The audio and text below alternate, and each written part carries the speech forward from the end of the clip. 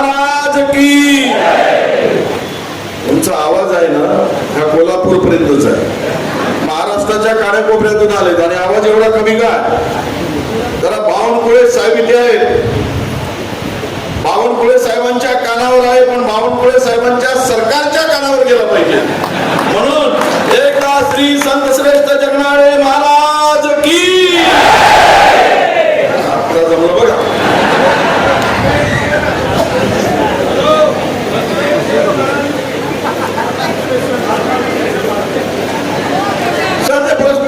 बसवेश्वर महाराज की. थोडा जोरात पुन्हा एकदा, म्हणजे आम्हालाही जरा बोललं. श्री बसवेश्वर महाराज की. आलंय भाषण झालं, पण माझा आवाज अजून येतो पुढे. आपल्या समाजाला भूषण वाटावं असे ज्यांनी माझ्या 30 वर्षाच्या आमदारकीमध्ये असे धडाकेबाज निर्णय घेणारा महसूल मंत्री पाहिलाच नाही.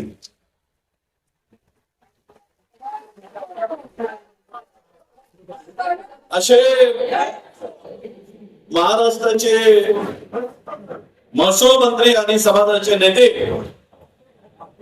आदरणीय चंद्रशेखर बावनकुळे साहेब आपल्या रक्ताचं पाणी करून समाजाला संघटित करण्यासाठी अहोरात्र काम करणारे माजी खासदार आणि समाजभूषण समाज नेते आदरणीय रामदासजी तळस साहेब, या मंचावर उपस्थित असलेले आदरणीय नाना, ज्यांचा आवाज अजूनही तेवढाच बुलंद आहे. मला वाटतं कधी कधी नानांचा आवाज कमी होतो की काय, पण तो आवाज वाढत जातो आहे. त्यांना समाजाची ऊर्जा आहे म्हणून आवाज वाढतो आहे, हे आपण विसरता कामा नये. असे आदरणीय आमचे गजानन नाना सेलाम या ठिकाणी उपस्थित असलेले महाराष्ट्रामध्ये तरुणांना समाजाला जोडण्याचं काम केलं नव्हतं. सर्व कार्या कोपऱ्यातील समाजाला मजबूत करण्यासाठी अहोरात्र काम करणारे आदरणीय डॉक्टर भूषण भाऊ कर्डिले, आदरणीय अशोक काका व्यवहारे, जो ज्यांच्या कल्पनेतून आणि त्यांच्या सर्व टीमच्या माध्यमातून हा एक मोठा ऐतिहासिक असा एक भव्य मेळावा इथे साकार होतोय समाजाचा, असे आमचे संजय भाऊ विभूते, आदरणीय बळवंतराव मुरकाईजी, बबनराव चौधरीजी, सुनील चौधरीजी, जयेश भागे, पोपटराव गवडी साहेब, शशिकांतजी चौधरी, विलासराव कमलकर, रावसाहेब राऊत, सतीजी वैरागी, शशिकांतजी व्यवहारे, नाना सूर्यवंशी, जगदीशजी वैद्य, निलेशजी सोनवाने, आदरणीय विजयजी, विद्याताई करपे, नयनाताई साळे, रोशनीताई महाडिक, रत्नमालाताई, आमदार महाडिकजी, मंचावर असलेले सर्व मान्यवर, उपस्थित असलेले सर्व महाराष्ट्राच्या कानाकोपऱ्यातून शेवटच्या ठिकाणून आलेले, सर्व दुरून आलेले सर्व बांधव, पदाधिकारी, भगिनी आणि मातांनो, बहिणींनो आणि माझ्या तरुण मित्रांनो, खरं तर सर्वप्रथम जोरात टाळ्या संजय भाऊ विभूते आणि त्यांच्या टीम साठी झाल्या पाहिजे.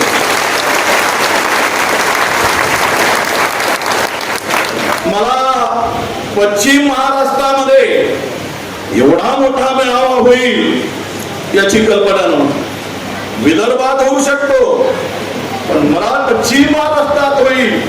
पण ती त्यांनी त्या सर्व टीमनी त्यांच्या आणि त्यांनी केलेल्या मेहनतीमुळं हा असा मोठा जनसागर समाज एकत्रित आला आहे. त्यांचं निश्चितपणे मी अभिनंदन करतो, त्यांना शुभेच्छा देतो.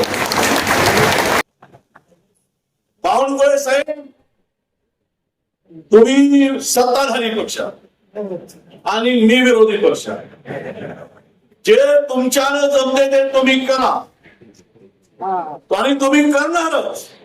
म्हणजे तुमच्यानं काही जरा अडचणी आल्या तर मग तिकडून बोंबण्यासाठी मला सोडून द्या, ते काम झाले. प्रश्न सोडवत असताना सत्ताधारी म्हणूनही अडचणी येतात. काही प्रश्न विरोधकांना मांडावं लागतं. म्हणून बावनकुळे साहेबांनी ताकद लावावी, ते काम करावं. आणि जरा काही अडचणी आल्या, कारण सत्ताधाऱ्यांनी काही निर्णय घेतले तर त्याची बोंबाबोंब जास्त होते. उद्या आपल्या समाजाला जागा दिल्या जिल्ह्यात, मग त्यांच्या मागे लागणारे कोण आहे? विरोधक. म्हणून आम्ही जाऊ तर आम्ही शांत, तुम्ही देणारे, म्हणजे समाजाला सर्व देण्यात काही अडचण नाही.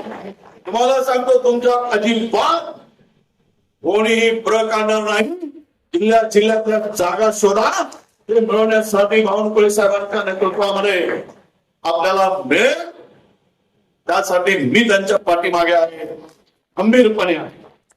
आपण समाज घटक म्हणून काम करणार आहोत. काय जे करायचं असेल, हा विखुरलेला समाज अनेक जाती पोटजातीमध्ये संताजींच्या जयंतीच्या 8 डिसेंबरला संताजींची जयंती आहे. 8 डिसेंबर पर्यंत एक चांगला ऐतिहासिक निर्णय साहेब तुम्ही सांगा. तुमच्या कॅबिनेट मध्ये मांडताना अडचणी आले तर डिसेंबरच्या अधिवेशनात मी मांडतो, तुम्ही हो म्हणा, म्हणजे प्रश्न सुटून. पहिला प्रश्न काय सोडवायचा आपल्याला? पहिला प्रश्न आम्हाला कोणी कोणाला कितीही देऊ, पण आपल्या समाजाचा संत श्रेष्ठ संताजी जगणारे महाराज महामंडळ व्हावं आणि 1000 कोटी रुपये त्या महामंडळाला आपण मिळावे, ही आमची मनापासून इच्छा. कोई कुछ नाही काही, सगळे घेऊन चालले ना. आपण नेलं तर काय, 2 नंबरचा समाज आहे महाराष्ट्रात. मोठ्या समाजाला लाखो करोडो रुपये मिळाले, पण 2 नंबरचा समाज असेल आणि मंत्रिमंडळामध्ये सध्या तुम्ही 2 नंबरवर आहात. त्यामुळं हा प्रश्न तुमची जबाबदारी आहे तेवढी माझी आहे, पण तुमची तिकडे आता संधी आहे. तुमचा शब्द कोणी खाली पडत नाही. आज धडाकेबाज घेतलो शेतकऱ्यासाठी निर्णय, धडाधड धडाकेबाज. म्हणजे तुमचे निर्णय पाहून आपले लोक, आपण जरा बहुजन समाजातले लोक ओबीसी, आपले निर्णय जो धडाका पाहिजे काही जणांना धडकी बघते. त्यामुळे तुमची स्पीड थोडी काही काळासाठी कमी करावं असं माझा सल्ला आहे. जी स्पीड आहे ना, बाकी लागतील मागे तुमच्या बैल जोडी असतं ना आपली, तो जर जास्त धावणारी असेल की तिच्या जोरात तो रडावे लागतात. अशी प्रकारही आपल्यामध्ये होतो. म्हणून त्या धडाकेबाज निर्णयामुळं महाराष्ट्रातील लाखो शेतकऱ्यांना त्याचा फायदा झालेला आहे. लाखो अनेक प्रकारचे निर्णय. मी विधानसभेमध्ये त्यांचं अभिनंदन केलं. अपना आदमी अच्छा निर्णय लेता है तो करना ही पडेगा ना. आपल्या माणसाची तारीफ आपण केली पाहिजे, मोकळेपणाने, दिलदारपणाने. कारण मी आज त्यांची तारीफ केली, 29ला काही जमलं असतं, माझी तारीफ करणारे पाहिजे की. म्हणजे तशी शक्यता दिसतंय पुढं, म्हणून म्हणतो, बाकी काही. आपला कोणीतरी माणूस तिथं घुसून राहायला पाहिजे. आपण बाहेर राहिलो तर कसं होईल? आणि आपल्या माणसाला आपण मोठं केलं पाहिजे, ही समाजाची पहिली जबाबदारी.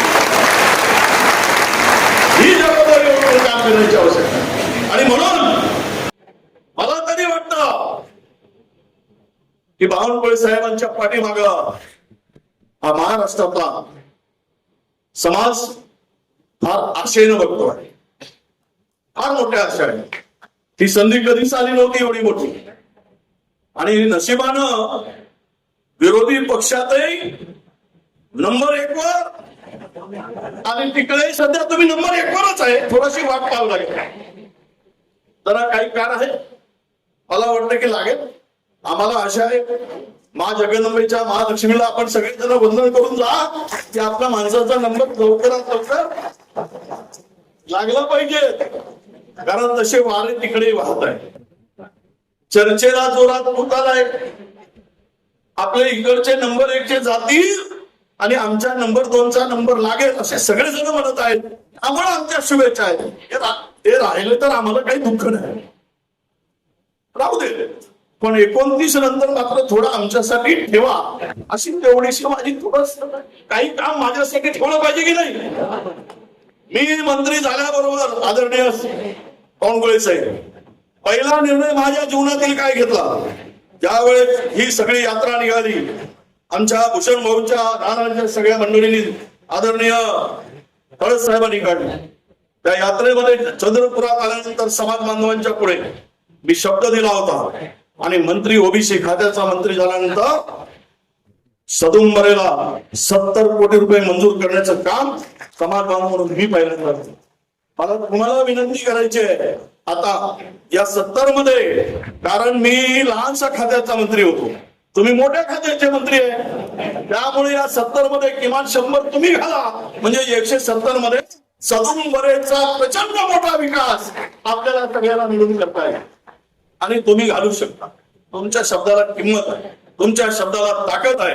ते तुम्ही मिळवले आहे, कष्टाने मिळवले आहे, मेहनतीने मिळवले.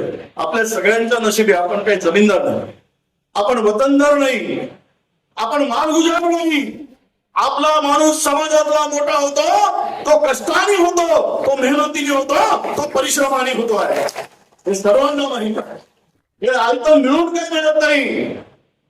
कारण या मंचावर असलेल्यांचे कोणी मंत्री वगैरे नव्हते, कोणी खासदार नव्हते, कोणी राज्याच्या राजकारणात मोठे नव्हते. पण जी मंडळी या मंचावर बसून ज्या पदावर काम करतायत ती त्यांच्या मेहनतीचं फळ आहे, हेही समाज बांधवांनी लक्षात घेतलं पाहिजे. आणि समाजांच्या अपेक्षा मोठ्या असतात आपल्या, नक्कीच असायला पाहिजे. कारण आपला माणूस मोठा होतो त्यावेळेस आपल्या अपेक्षा वाढतात, स्वाभाविक. पण सत्तेमध्ये बसणाऱ्या माणसाला सुद्धा अनेक अडचणींचा सामना करावा लागतो, कारण त्या पदावर आम्ही बसलो आहोत. मी असं म्हणणार नाही की ते त्या पदावर बसले म्हणून सगळं काही करू शकते, परंतु त्याला एक गोष्ट फायद्याची कशी आहे की वडेट्टीवार नावाचा समाजाचा माणूस पुढच्या पाकावर बसला आहे, त्यामुळे त्यांना थोडासा दिलासा आपल्याला देता येतो. नाही तर बोंबाळणारे आम्हीच असतो ना, त्यामुळे बोंबा आम्ही कमी मारू नाही, मारणारच नाही अजिबात. तुम्ही तसं म्हणाल तर तसं, कारण आपण आमच्या लोकांना शांत करू शकतो. आता तुमच्यामध्ये तुम्ही खरं तर इथले प्रश्न खूप मोठे आहेत. अनेक ठिकाणी जिल्ह्यातील लोकांची मागणी आहे संताजी भवनांच्या. घ्या निर्णय साहेब, करा बजेट, त्याला पुढच्या डिसेंबर मध्ये मी हे दोनही प्रश्न मांडतो. पलीकडून म्हणजे विरोधी बाकावरून मी मानतो की आज संताजी महाराजांचा आपल्या समाजाचा एक जिल्ह्यामध्ये समाजभवन निर्माण व्हावा आणि आपल्या महामंडळाला 1000 कोटी रुपये मिळावे, ही मागणी मी करतो. तुम्ही सगळ्यांना पटवून तिकडे तयार ठेवा. मागणी केल्याबरोबर देणारे तुम्ही, मागणारे आम्ही, दोघांचे काम झालं असं समजून आपलं काम होऊन जाईल. या पद्धतीनं आपण पुढे जाऊया.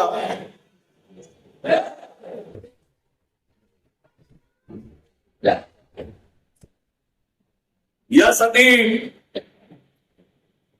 या मेळाव्यामध्ये एक आमचा भूषण भाऊ संजय भाऊ विभूते हा एक समाजासाठी, शिवाजीरावांचं नाव घेतलं नाही, मला वाटतं सॉरी, माझे मित्र होते ते, आम्ही सोबत अनेक वर्ष आमदार केले. शिवाजी मित्र आहेत, पण माझे मित्र आहेत अजून, आणि मित्र आहेत म्हणून त्यांचं नाव जरा सुटलं त्याची माफी आम्ही घेतली पाहिजे. साहेब बावनकुळे साहेबांना, तळस साहेबांना, नाना, तर संजय भाऊवर लढाऊ माणूस आहे, लढणारा माणूस आहे. अशा माणसावर काही अधिक जबाबदारी द्या आणि त्यांना चुंपा, ताकदीनं पुढे समाजाला घेऊन जाते. जबाबदारी केली पाहिजे. तुम्ही सांगाल ती जबाबदारी त्या सगळ्यावर आपण देऊ आणि कामाला लागूया. इथे दफनभूमीचा प्रश्न मोठा आहे, सगळ्या समाज बांधवांची मागणी आहे. दफनभूमीचा प्रश्न सुटावा आणि थोडासा आठवड्यातून 2 तास जरी तुम्ही समाजाच्या लोकांसाठी दिला तर मला वाटतं की हा समाज तुम्हाला शेवटपर्यंत तुमच्या पाठीमागे राहील, ताकदीने उभा राहील. अगदीच किरकोळ प्रश्न आहे. काय आहे? सुटा तेलाचा प्रश्न, अगदी छोटा प्रश्न आमच्या पवडी साहेबांनी मांडला. अरे आपला धंदाच तो आहे ना. आता मी मुळात मी आंध्रातला, आमचा घाणा तेलाचा होता. आम्ही तेल काढायचा घाणा चुकून, आमचा धंदा तो आहे. मग आम्ही तेल काढणार आहे ना, फुला तेल विकायसाठी गावागावात दुकानं कोणाची होती? आमचीच होती ना. दिवाळीच्या दिवे लागले नसते ना, दिवाळी साजरी झाली नसती. जर संताजी जगणारे जन्माला आले नसते तर तुकोबाची गाथा समाजाला दिसली असती का? तुकोबाची बोलेवाणी संताजीची चालले तरी कोणी म्हणतात त्या गाथा बोलल्या गेल्या. गाथा कोणी म्हणलं की गाथा उचलून घेऊन गेले. खरी परिस्थिती काही असू दे, पण त्या गाथा लिहिण्याचं म्हणजे आपल्या समाजातील शिक्षित पहिला कोण असेल या देशात, तर ते शिक्षित संत कोण होतं, ज्याला लिहिता येत होता ते संत जगणारे महाराज आहेत, संताजी आहेत. हे आपण लक्षात घेतलं पाहिजे. ज्या आपल्या समाजातला सर्वात शिकलेला जर संत असेल तर त्या समाजाला कुठल्या दिशेने घेऊन गेला पाहिजे, तो समाज कसा घडला पाहिजे. आणि म्हणून माझी तुमच्याकडनं हे जे काही समाजाचे प्रश्न आहे सुटाते. अहो मला सांगा, शेंगदाणे काय भाव आहे? किती रुपये किलो आहे? 80 रुपये किलो. शेंगदाणे तेल नाही.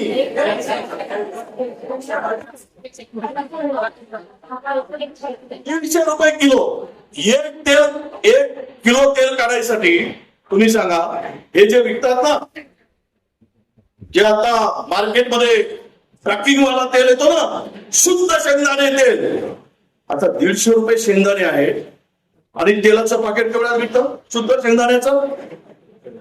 200 रुपये. आणि 1 किलो तेल काढण्यासाठी 3 किलो लागते. मग 450 असायला पाहिजे. मग त्या पाकिटमध्ये भेसळ आहे की नाही? 100% आहे. मग आमचा माणूस खुला विकतो म्हणून पण भेसळ करतो, पॅक करते म्हणून सुरू. वारेवा शहाणे नो, हे तुमच्या अकलेच्या दिवाणी निघाले. प्युअर तेल आम्ही काढतो. प्युअर तेल काढत होते म्हणून कोणालाही हार्ट अटॅक येत नव्हता. आता पामोली सगळं भेसळ खाऊन राहिले. म्हणून बावनकुळे साहेब, आपण आदरणीय मंत्री महोदय, आदरणीय आपले नेते म्हणून हा खुल्या तेलाचा प्रश्न आहे, सुट्या तेलाचा प्रश्न. कारण कोण्या जर गरीब माणसाला 100 ग्राम घ्यायचं असेल, तिच्या खिशामध्ये 30 रुपये असतील, तर ते 100 ग्राम तेल खुलं घेऊन येईल. 100 ग्रामचं पाकिट येत नाही, अर्धा किलोचं पाकिट येत नाही, 5 किलोचं कदाचित येईल. पण गरीब माणसाला कुठून तेल घ्यायचं असेल तर तो खुलच तेल घेईल, सुटा तेल घेईल. आणि म्हणून हा प्रश्न रूपात आपल्या बेसवर, प्रायोरिटीवर हा प्रश्न सोडवून समाजाला न्याय देण्याची भूमिका आपण घ्यावी, अशी मी आपल्याकडे विनंती आपल्याला चोर मागणारा मी माझ्या हातात द्यायला काही नाही. ज्या दिवशी येईल त्या दिवशी नक्की देईल. थोडी भेटली संधी, तुम्ही बरोबर दणका मारला आणि 70 कोटी काढून घेतले. संधी मिळाली पाहिजे. आता तुम्हाला संधी आहे, आम्ही तुमच्या मागे उभे आहोत. ज्या दिवशी माझ्या मागे मला भेटेल मग तुम्ही माझ्या मागे लागा. माझ्या मागे वाटल्यास ते काय म्हणते, बैलाला ठोसतो तशी तुतारी घेऊन लागा. चालेल, मी ते सहन करेल, पण काम करून दाखवेल, हा विश्वास या निमित्तानं मी आपल्या सगळ्यांना देतोय. प्रश्न खूप आहे, बोलणारे नेते आहेत, त्यामुळं बावनकुळे साहेबांच्याकडून असलेल्या अपेक्षा नक्की आपण पूर्ण करूया. ते पूर्ण करतील आणि समाजाला मोठ्या आशेने जे आपण या ठिकाणी आलात, अपेक्षा घेऊन आलात, समाजाच्या सर्व अपेक्षा पूर्ण झाल्या नाही तरी समाज संघटन करून, समाजाची ताकद वाढवून, समाजाला न्याय देण्यासाठी एकत्रितपणे लढण्याची जिद्द या मेळाव्यातून आपण घेऊन जावी, अशी अपेक्षा व्यक्त करतो आणि आपल्याला शुभेच्छा देतो. धन्यवाद. जय संताजी.